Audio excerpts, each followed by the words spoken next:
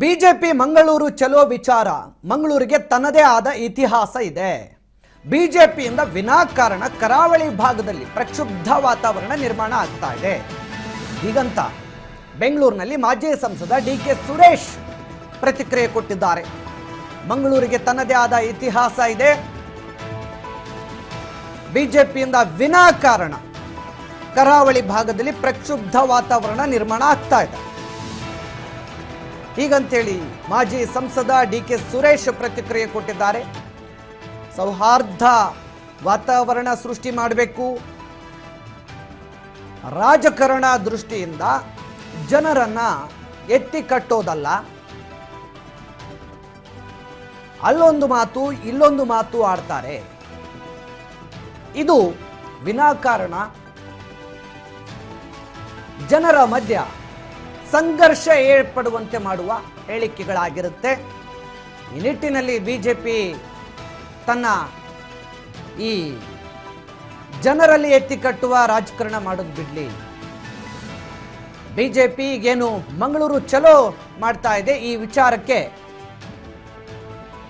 ಇದೀಗ ಮಾಜಿ ಸಂಸದ ಡಿಕೆ ಸುರೇಶ್ ಪ್ರತಿಕ್ರಿಯೆ ಕೊಟ್ಟಿದ್ದು,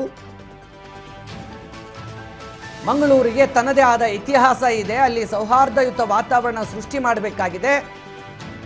ಬಿಜೆಪಿಯಿಂದ ವಿನಾಕಾರಣ ಕರಾವಳಿ ಭಾಗದಲ್ಲಿ ಆಗಾಗ ಗಲಾಟೆಗಳು ನಡೀತಾ ಇದೆ.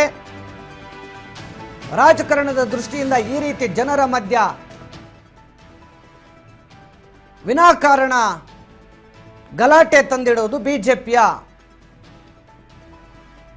ಅಜೆಂಡಾ ಆಗೋಗಿದೆ. ಹೀಗಾಗಿ ಬಿಜೆಪಿಯವರು ಈ ರೀತಿಯ ನಡೆಯನ್ನ ಕೈ ಬಿಡಬೇಕು ಅಂತ ಮಾಜಿ ಸಂಸದ ಡಿಕೆ ಸುರೇಶ್ ಹೇಳಿದ್ದಾರೆ. ಇನ್ನು ಮುನಿರತ್ನ ಅವರ ನಾಪತ್ತೆ ವಿಚಾರಕ್ಕೆ ಸಂಬಂಧಪಟ್ಟಂತೆ ಕೂಡ ಡಿಕೆ ಸುರೇಶ್ ಪ್ರತಿಕ್ರಿಯೆ ಕೊಟ್ಟಿದ್ದಾರೆ.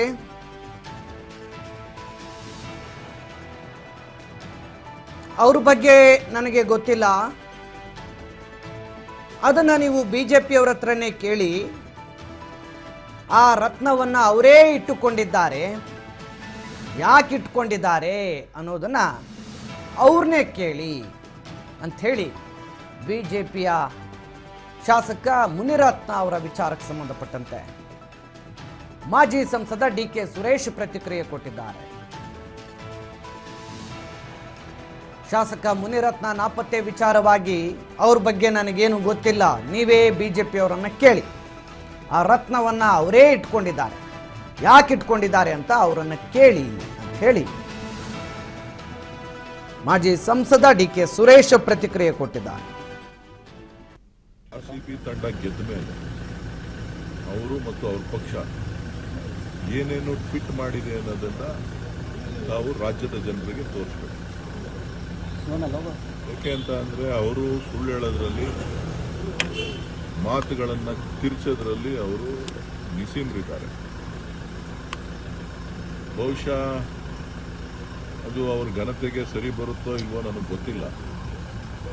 ನಾನು ಅವರ ಹೇಳಿಕೆಗಳನ್ನು ಗಮನಿಸ್ತಾ ಇದ್ದೆ, ಎಲ್ಲೋ ಒಂದು ಕಡೆ ಒತ್ತಡದಲ್ಲಿದ್ದಾರೆ ಅಂತ ಕಾಣಿಸ್ತದೆ. ಆರೋಗ್ಯ ಸರಿ ಇಲ್ಲ. ಆರೋಗ್ಯದ ಕಡೆ ಗಮನ ಹರಿಸಿ ಈ ರಾಷ್ಟ್ರದ ಜನರಿಗೆ ಇನ್ನೂ ಹೆಚ್ಚಿನ ಸೇವೆ ಮಾಡೋದಕ್ಕೆ ಅವರು ಚಿಂತನೆ ಮಾಡಲಿ ಅಂತೇಳಿ ನಾನು ಮನವಿ ಮಾಡ್ತೀನಿ. ಸುಮಾರು ಇನ್ಸಿಡೆಂಟ್ ಸಂದರ್ಭದಲ್ಲಿ ಇಬ್ಬರು ಡೆತ್ ಆಗಿದ್ರು ಅಂತ ಕುಮಾರಸ್ವಾಮಿ ಮಾತನ್ನ ಸೀರಿಯಸ್ ಆಗಿ ತಗೊಳ್ಳೋಂಥ ಅವಶ್ಯಕತೆ ಇಲ್ಲ. ಹೇಳಿದ್ನಲ್ಲ, ಅವರು ಬೆಳಿಗ್ಗೆ ಒಂದು ರಾತ್ರಿ ಒಂದು ಹೇಳ್ತಾರೆ. ಈಗೇನು ಸರ್ಕಾರ ಏನು ಈ ಸಾವಿನ ಬಗ್ಗೆ ಆದಂಥ ದುರಂತದ ಬಗ್ಗೆ ಅವರೇನು ಎಸ್ಕೇಪ್ ಆಗ್ತಾರೆ. ಆರ್ಸಿಬಿ ತಂಡ ಗೆದ್ದ ಮೇಲೆ ಅವರು ಮತ್ತು ಅವ್ರ ಪಕ್ಷ ಏನೇನು ಟ್ವೀಟ್ ಮಾಡಿದೆ ಅನ್ನೋದನ್ನ ನಾವು ರಾಜ್ಯದ ಜನರಿಗೆ ತೋರಿಸ್ಬೇಕು. ಯಾಕೆ ಅಂತ